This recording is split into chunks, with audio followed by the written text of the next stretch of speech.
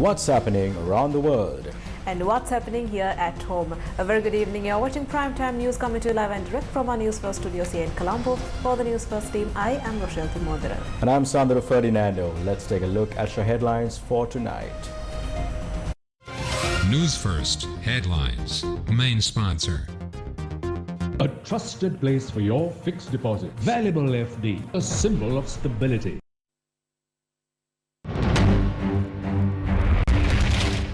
Donald Trump declares victory at US presidential election. Dr. Shafi acquitted from all sterilization charges. Golface Green reopened for social events. Former President Wickremesinghe named as a respondent in court case over passport issue. Arulanandam Philip Kumar resigns as deputy leader of the Ceylon Workers' Congress. 2-week extension issued for civilians to return firearms. Newsfirst Headlines. Main sponsor. A trusted place for your fixed deposit. Valuable FD, a symbol of stability.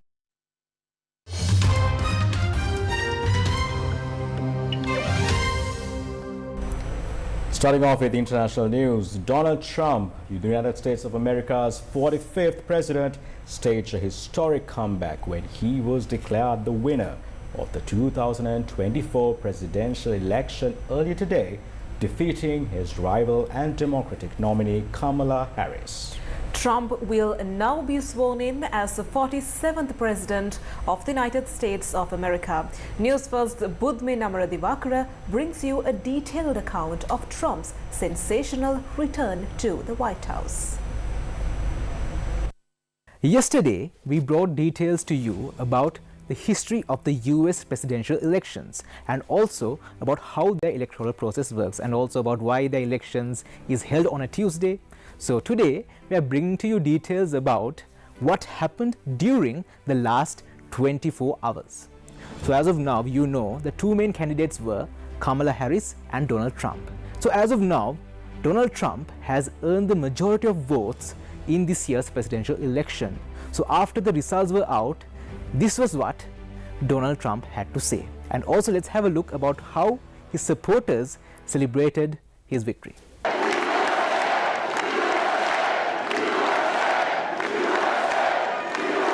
Well, I want to thank you all very much. This is great. These are our friends. We have thousands of friends on this incredible movement. This was a movement like nobody's ever seen before. Frankly, this was, I believe, the greatest political movement of all time. There's never been anything like this in this country and maybe beyond. And now it's going to reach a new level of importance because we're going to help our country heal. We're going to help our country heal. We have a country that needs help, and it needs help very badly. We're going to fix our borders. We're going to fix everything about our country. And we made history for a reason tonight, and the reason is going to be just that. We overcame obstacles that nobody thought possible, and it is now clear that we've achieved the most incredible political thing. Look what happened. Is this crazy?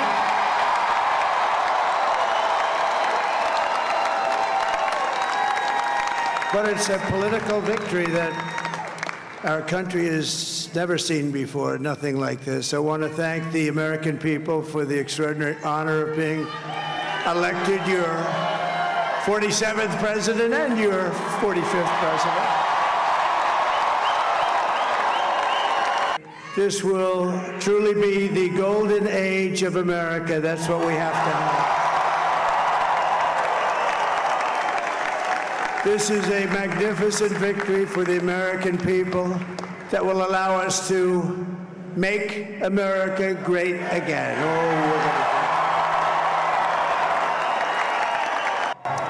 The Fox News decision desk can now officially project that Donald Trump will become the 47th President of the United States. The former president's comeback will be complete with a win in Wisconsin, a state that he narrowly lost 4 years ago. He is now the second president in U.S. history to win non-consecutive terms. The first was Grover Cleveland in the late 1800s. Senator J.D. Vance will become the 50th vice president. As a Sri Lankan, you might be having a lot of questions about how a candidate wins the White House in the United States of America. And even yesterday we said that even if a candidate gets the majority of votes in the election, in the US presidential election, that person can't win the presidential election. So, how did Donald Trump win? Let's have a look. The 2024 US presidential election is shaping up to be one of the most consequential in modern history, with deep divisions between the two major political parties and a number of high-stakes issues at play, such as economy, abortion rights, climate change, healthcare and election integrity. By the time Republican Donald Trump earned the majority of the 270 electoral votes needed to win the White House, he had already declared victory in the 2024 US presidential election. Donald Trump has won a majority of seats in Pennsylvania, Georgia and North Carolina, which are identified as swing states. Kamala Harris has obtained the majority in the states of Washington, Oregon, California, New York, New Jersey and Colorado. After the election results were out, the leaders around the world expressed their wishes to Donald Trump. Now, let's have a look at them.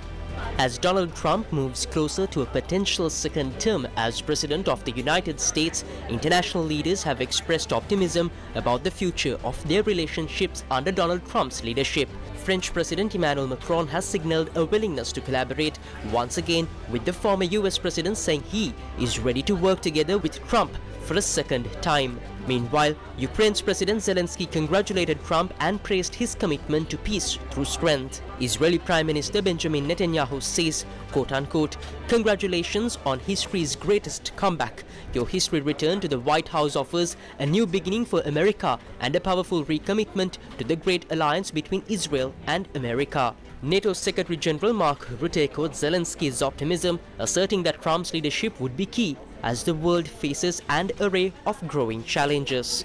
Italian Prime Minister Giorgia Meloni also voiced support for Trump, describing the bond between Italy and the US as unshakable. Keir Starmer, the UK Prime Minister, has become the next world leader to congratulate Donald Trump on what he calls a historic election victory. From being a star businessman to start his political career in the year 2000 and to become the 45th President of the United States of America, and to lose the election to Joe Biden in the year 2020, and to once again win the majority of votes in the US presidential election in the year 2024.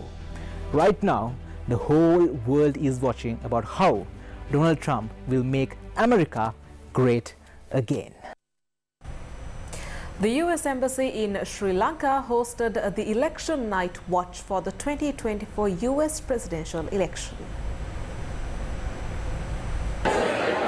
The US Embassy in Sri Lanka hosted the election night watch for young civic leaders, next-gen leaders and journalists in Colombo in line with the 2024 US presidential election.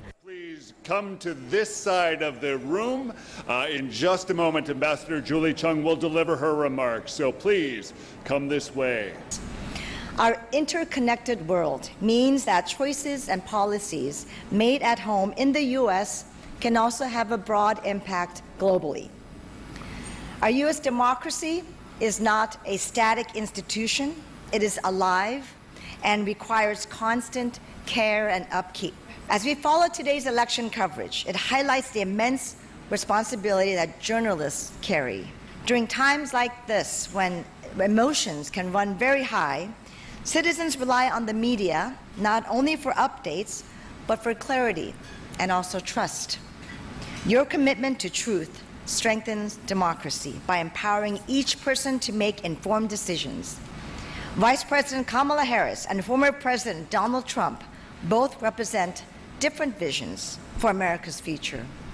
But at the real heart and constant here is the role of the American people in deciding that future. While we talk of a collective vote, democracy is also about the stories of individuals. Every vote cast is a voice shared and a testament to the power of civic responsibility. The electoral process that we're seeing unfold today is a reminder that democracy is not just a set of laws or institutions, but a shared commitment to a better future.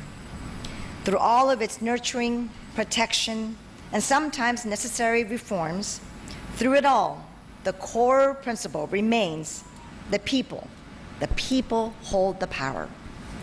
This power is sacred, and it is through the people's continued engagement that democracies exist and thrive. Whether we agree or disagree on the policies or candidates or the outcome, the true strength of democracy lies in the respect we show for our differences and in the belief that through our collective efforts, we will continue to build a stronger and better future. The event offered insights into the democratic process in action and insight into the unique electoral college process that shapes every US presidential election. In a story that made the headlines today, Kurunegala Chief Magistrate Bandula Gunaratna ordered today to acquit obstetrician and gynecologist Dr. Shihabdeen Mohammed Shafi of all charges against him.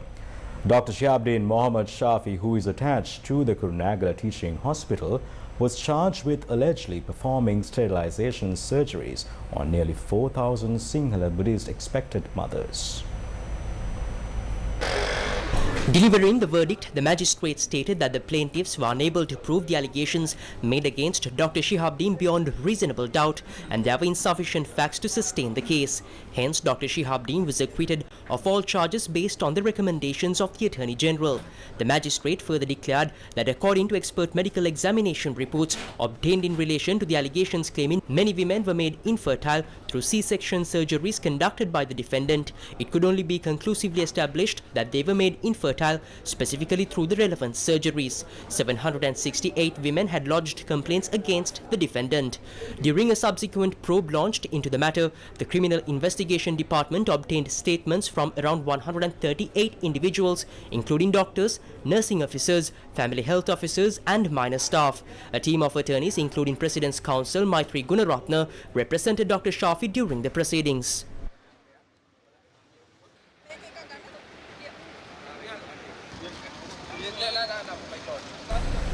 The Cabinet has granted approval to reopen the golf face green in Colombo for various social events such as concerts and other celebrations adhering to relevant guidelines. On the 17th of April last year, the previous government's Cabinet decided to restrict social activities conducted at the golf face green apart from religious events. The management and administration of the golf face green in Colombo is handled by the Sri Lanka Port Management and Consultancy Services Private Limited, which operates under the Sri Lanka Ports Authority. It was revealed during the Cabinet Decisions media briefing today that a monthly cost of around 3 million rupees is incurred for the maintenance and administration of the site. In order to cover the expenses, the Cabinet has decided to continue promoting golf face green as an attractive destination for both local and international tourists, similar to how it was operated prior to 2023. The Cabinet has decided to allow both local and international tourists to use golf face green for tourism-related activities. Additionally, the golf face green will be made available for various events such as exhibitions and celebrations on occasions like May Day. However, the Cabinet has emphasized that these activities will be allowed under certain conditions, ensuring that the entire area is properly protected and not vandalized. The main objective behind this decision is to maintain golf face green as a clean and green space while making it available for diverse social and community activities. The Cabinet's decision aims to balance both the preservation of the area and its use for public events. Cabinet spokesperson Minister Vijitha Herath revealed today that a cost in excess of 1.1 billion rupees is incurred for the security and other matters concerning former presidents. He also added that there have been no changes to the security arrangements for former presidents, saying that further steps will be taken once the recommendations from a committee appointed to study the matter have been presented to the Cabinet.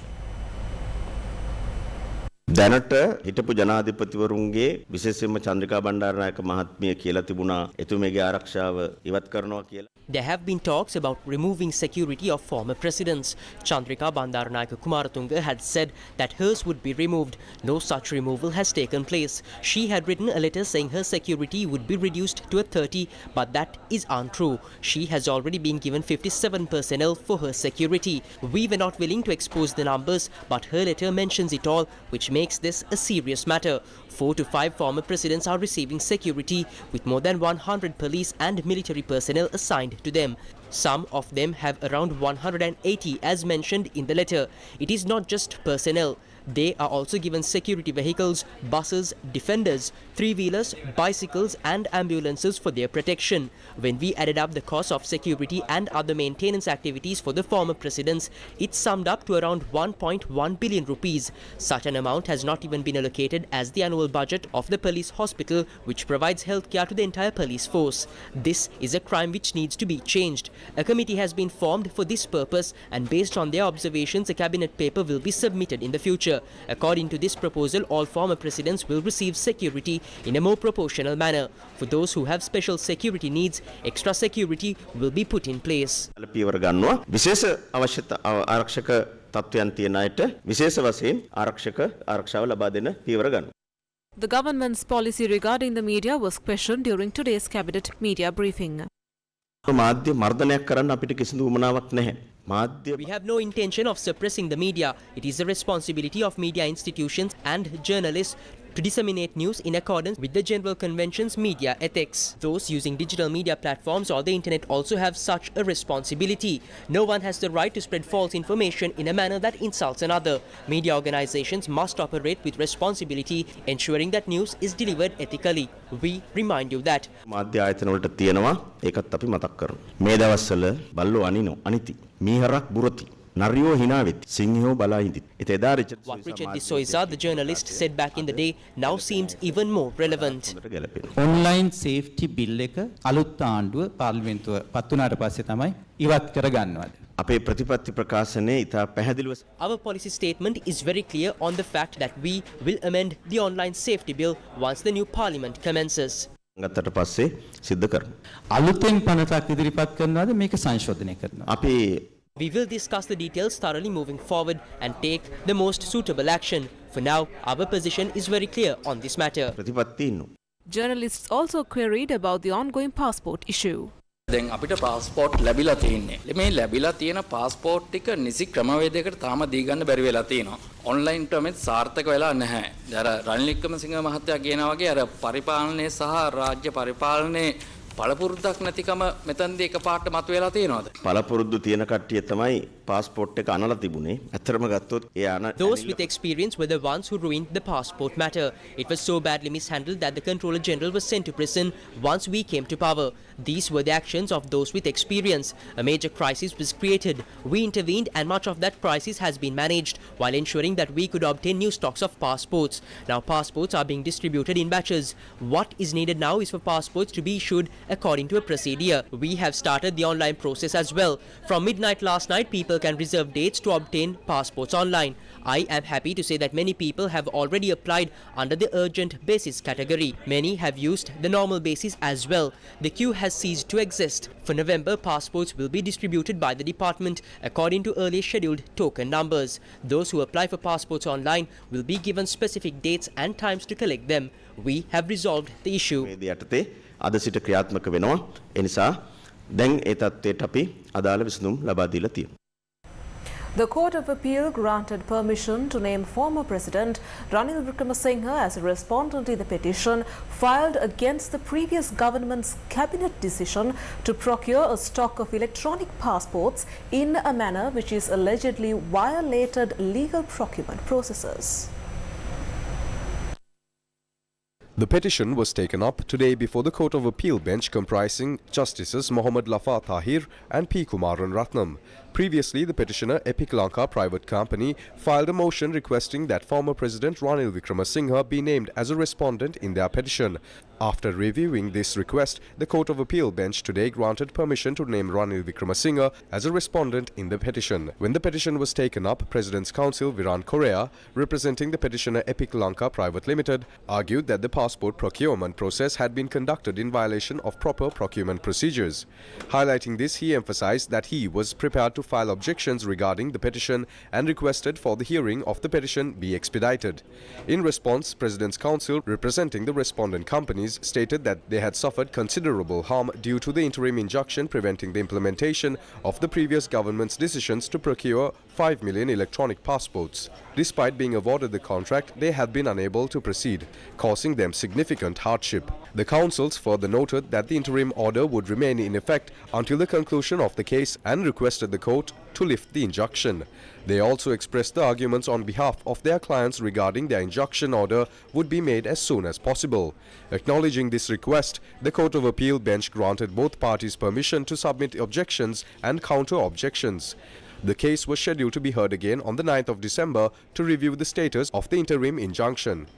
Former Public Security Minister Tiran Alas, former President Ranil Wickremesinghe and several others have been named as respondents in this writ petition. The petitioner claimed that the 2nd of September, cabinet approval was granted for 2 private companies to supply 5 million electronic passports, with a portion of 750,000 passports already approved for purchase. The petitioning party alleges that this decision was made entirely in contravention of legal procurement process and requested a writ order to nullify this decision. President's Counsel Viran Korea appeared for the petitioner, while a team of legal representatives including President's Counsel K. Kanangi Iswaran appeared for the respondent companies. A clean parliament powered by NPP, Jatika Jana Balavegya. A trusted place for your fixed deposit. Valuable FD, a symbol of stability. A clean parliament powered by NPP, Jatika Jana Balavegya. I'm also with Marikar, SM Marikar, number 16, Samaki Jana Sandhanayaka, number district. Mujibur Rahman, SJB, Colombo District, number 12.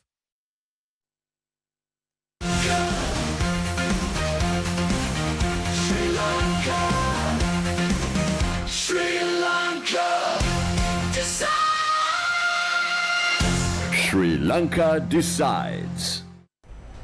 In another story that made the headlines, Arulanandam Philip Kumar of the Ceylon Workers' Congress resigned from his party membership today. Subsequently, he clarified the reasons for his decision to the media.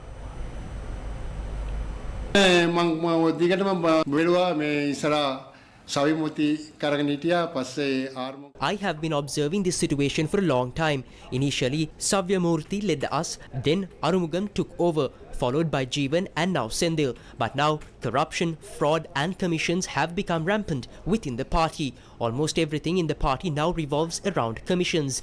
After serving for 38 years, I was instrumental in establishing around 80% of the electricity lines in Valapane, Nurelia and Muskelia constituencies. During that period, Muthu Sivalingam was the minister in charge of electricity and he supported the efforts to electrify the estates and houses in these areas. Recently, when I ran for parliament and sought his blessings, he acknowledged my dedication, saying that I had made real sacrifices to bring electricity to the estates. I also served on the Pradeshya Sabha and now I see many others only focused on salaries and housing issues, while there are many unresolved problems for estate workers. I operate around line rooms just like other estate workers and I understand the ground reality. Unfortunately, no real solutions are being provided for the many issues they face.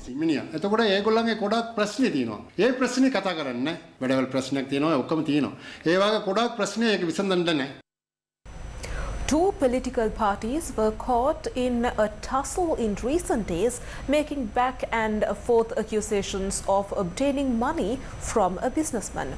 Another development related to this scenario took place today.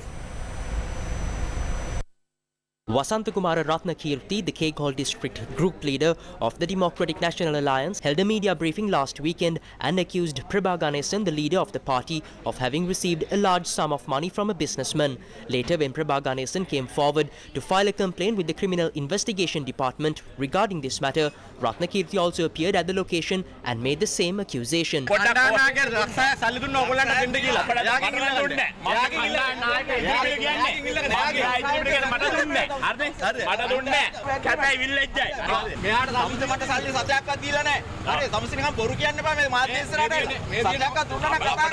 Today, the Keghall district group leader of the Democratic National Alliance appeared at a media briefing and made an entirely different statement.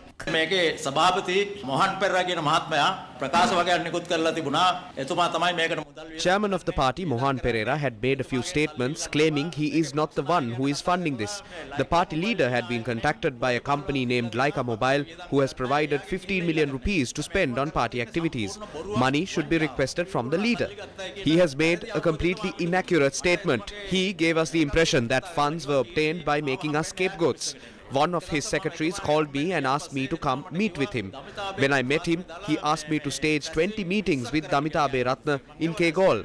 Then I asked, who is going to foot the bill of these meetings, because you have said you cannot spend. The chairman had been dishonest. This is that recording. It reveals that money was obtained from Lanka Mobile. He says Sri Lanka is just another business to them and that people should not remain silent on this. He says the masses should understand who is aiding this hidden agenda. I will hand this disc over to the person named Jai Seelan of Lanka Mobile.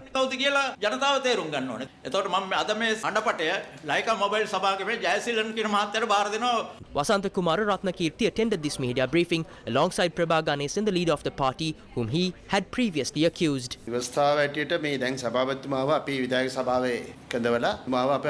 per the constitution, the executive board called a meeting and removed him. We have given him time until the 11th to clarify everything, and if he fails to do so, he will be expelled from the party. Although we gave him the title of chairman, it was only because during an election period we are unable to appoint anyone new or remove anyone. So his name was never submitted to the election commission, and so it is incorrect to refer to him as the chairman. Election commission එකේ දීලම නැහැ අපි. ඒ නිසා දැන් එයා සභාපති කියන එකත් වැරදි. ඇත්තටම. The storm of allegations is growing over political financial transactions in Sri Lanka. As these accusations intensify, attention is now turning to an old yet controversial transaction. This is no small deal. It involves millions. Let's take a look.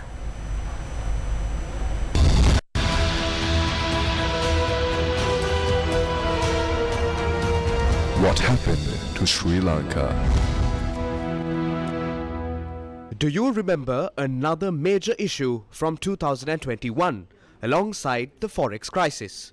The fertilizer ban. The consequences of that ban are still being felt today. But that is not the issue we are focusing on. The real controversy erupted with the importation of nano-nitrogen fertilizer just as the chemical fertilizer ban was enforced. It wasn't the fertilizer itself that raised eyebrows. It was the deal behind it. The nano-nitrogen liquid fertilizer was manufactured by an agriculture cooperative in India.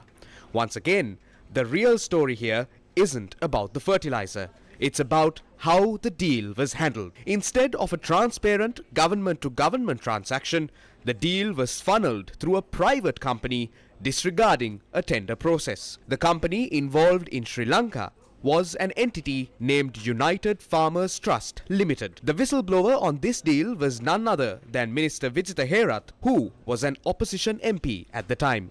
PB Jayasundara has intervened and instructed the People's Bank to open a new account in its town hall branch. What is the name of the new account? United Farmers Trust Limited account. That means a new company has been formed on the 18th. The funds of People's Bank is transferred to the account of a private company. This isn't a small amount. It is $1.257 million. It translates to more than 290 million rupees. How can the People's Bank transfer a large amount of money to a private company? So, what happened then? On the 18th of October 2021, the government instructed the bank to transfer $1,247 million to the United Farmers Trust account. But here's the twist.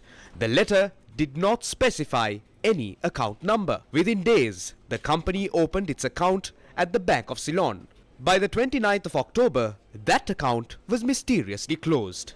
And that's not it. In October 2021, the cabinet had originally decided to import the fertilizer directly from the Indian manufacturer. That didn't happen. Instead, on the 15th of November, the cabinet authorized the purchase through a local company. This company was registered as a limited liability company on the 22nd of May 2021, a mere 24 days before the government imposed the fertilizer ban. Out of 5 shareholders, a staggering 96% of the company's shares were owned by a single person. The government had ordered 2.1 million litres of nano-nitrogen liquid fertilizer. In India, the cost of a 500 milliliter bottle was 245 Indian rupees, roughly $3. But when the fertilizer reached Sri Lankan shores, customs declared the price at $5.25 per bottle. However, the company that was hastily registered turned around and sold the bottles to the government for $12.45 each, roughly 2,520 rupees according to the exchange rate at the time. As we continued to shed light on this matter, the price per bottle, which stood at $12.45 was reduced to $10. But by that time, the government had proceeded to purchase 100,224 bottles at the higher rate, while 206,232 bottles were purchased at a slightly lower rate of $10. The total cost then surged to over 700 million rupees. The deal struck by the government with this hastily incorporated company was also dubious. The agreement said that the intermediary company would bear all expenses up to the point of delivery at the warehouse. However, it later adds that conditions stipulated through a letter issued prior to drafting the agreement are what should be imposed, making it clear that additional charges such as custom duties, taxes and other hefty fees were being passed on to the government. In short, taxpayers were left to foot the bill. And add to this, these fertilizers were urgently airlifted into the country, again at taxpayer expense. This is one deeply questionable transaction. Now, several key figures involved in this deal are being accused of having political connections and engaging in financial transactions. These claims will be further examined in the days to come. But one thing is clear. The public is demanding accountability. They want to see the law enforced against those responsible for these financial crimes. If investigations go ahead, we will be able to uncover the deals that have caused harm to our nation and its people. The power of the people. Leader of the Samgi Janabalawegya, Sajith Premadasa, says that there is a significant difference between the promises made by the National People's Power and their current actions. A public meeting organised by Samagi Janabalawegya, led by Sajith Premadasa in support of their victory at the upcoming general election, was held in Colombo yesterday. දැන්වත් ඔබට පැහැදිලි වෙන්නට ඕන ජනතා විමුක්ති පෙරමුණේ දිව දෙකේ දේශපාලන ඡන්දේ ගණ්ඩ එකක්. The reality about the two-tongued politics of the Janata Vimukti Peramuna must be clear to you all by now. It is one thing to win votes and another after securing high positions. They promised to reduce VAT, pay e-taxes and API taxes. Once they come to power, they had 2 discussions with the IMF. And what was the outcome of it? The president, who once said they would not dance to the IMF's tunes, is now a slave of the IMF. This bankrupt country must work towards rapid economic growth to overcome bankruptcy. A vision for that is needed. Foreign direct investment should be brought into our country. An export-oriented economy should be led. If this continues by 2028, the people and the country will face massive challenges. 2028 වෙනකොට තේරෙයි රටටත් ජනතාවටත් මූණ දෙන්න තිබෙන මහත් භයංකාර අභියෝගය. Were the prices of essential goods reduced? They were not. Has VAT been reduced? It was not. What they did instead was increase the prices of essential goods. Just 2 weeks ago, it was said that petrol prices would be reduced. But what was actually reduced was the petrol for the president's vehicle. It is clear that what they promised is not being delivered. They said they would change the system. But has it changed? No, it hasn't. Prime Minister Dr. Harini Amarasuriya says that individuals who work according to principles and do not betray the people for their own gain should be elected to Parliament at the upcoming election. A victory rally of the National People's Power was held in Gampola today, led by Prime Minister Dr. Harini Amarasuriya. අපි දැන් විධායක ජනාධිපති ජනතාවාදී පාලකයෙක් බවට පත් කරගෙන තියෙනවා අපේ පැත්තට හරව ගත්තා. We have now established an executive president with democratic values on our side. Now it is time to clean the parliament. Parliament is where laws for this nation are made, policies for the people are created, and the nation's finances are managed. So who should be in parliament? People who work according to principles, or those who keep switching sides? Those who jump from one stance to another like frogs without any principles or political vision, betraying anything for their own survival. Can we trust them to create policies for the people? No, we cannot. Can we entrust lawmaking to those who do not respect the law? Those who held power in parliament for so long believed they could manipulate the law for their own purposes. While in power, they used the law against their opponents rather than for justice. Can we entrust the law to people who have distorted them? No. Can we give financial management to thieves? I say even at a village funeral aid society, we wouldn't appoint such individuals. So, can we let a group of thieves oversee the national budget and treasury? Absolutely not. That is why the 14th of November is crucial. It is the second historic day in the movement we started on the 21st of September to cleanse, restore and bring about a new era for this country. ಐತಿಹಾಸಿಕ වැඩේ දෙවනි ಐತಿಹಾසික දිනය කවදාද 14 නොවැම්බර් මාසේ 14. The deadline to surrender the firearms issue to civilians has been extended by another 2 weeks. This decision was made taking into account the requests made by people who have been issued firearms. The deadline for handing over the firearms had been previously set for tomorrow. The Ministry of Defence said that nearly 1,200 people who had obtained firearms had appealed the surrender of the firearms. Accordingly, the ministry announced that it has decided to summon them to the Ministry of Defence premises with the firearms after the 20th of November.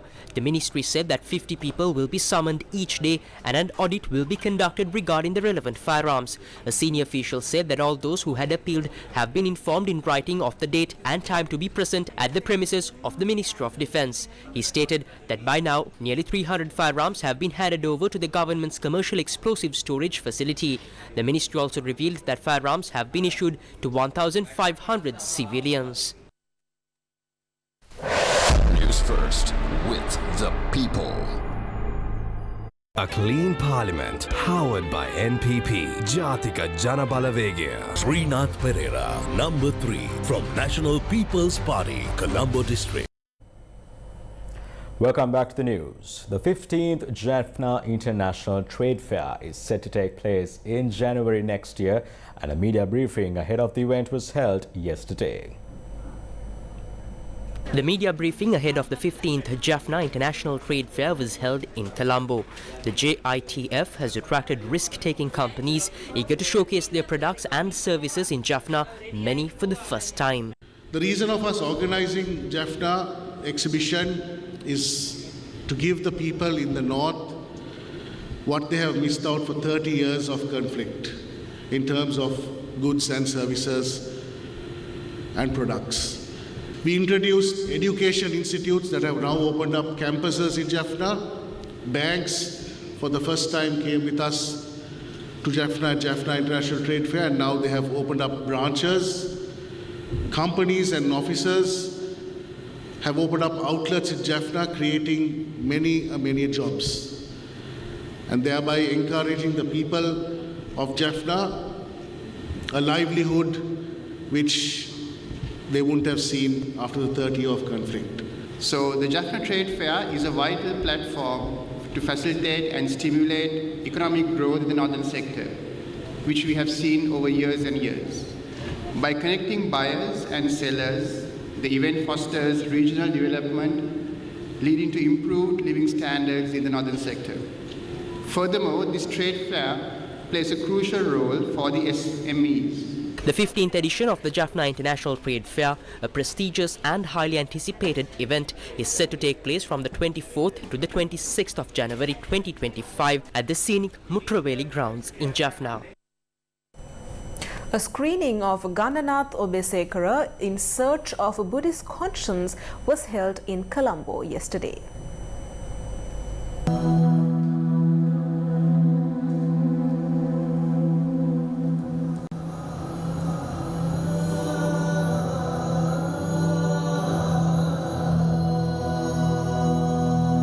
The November Film Forum, featuring the screening of Gananath Obesekara in Search of Buddhist Conscience by Dimuthu Samanweta Singha, was held in Colombo yesterday.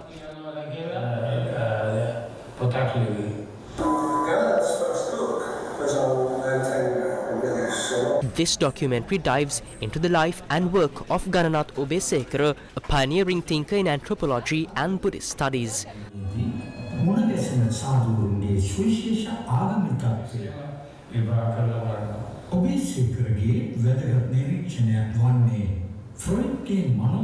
The screening was followed by a discussion.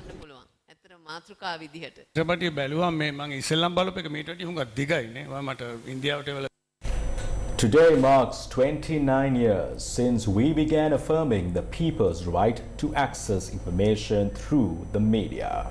As we conclude tonight's primetime bulletin, we do so with that memory in mind. Good night.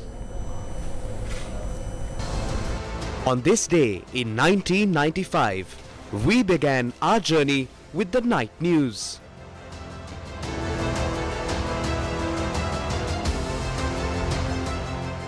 Just like our morning and afternoon news bulletins and hourly updates, we expanded our national responsibility to bring news to the people every hour, every day.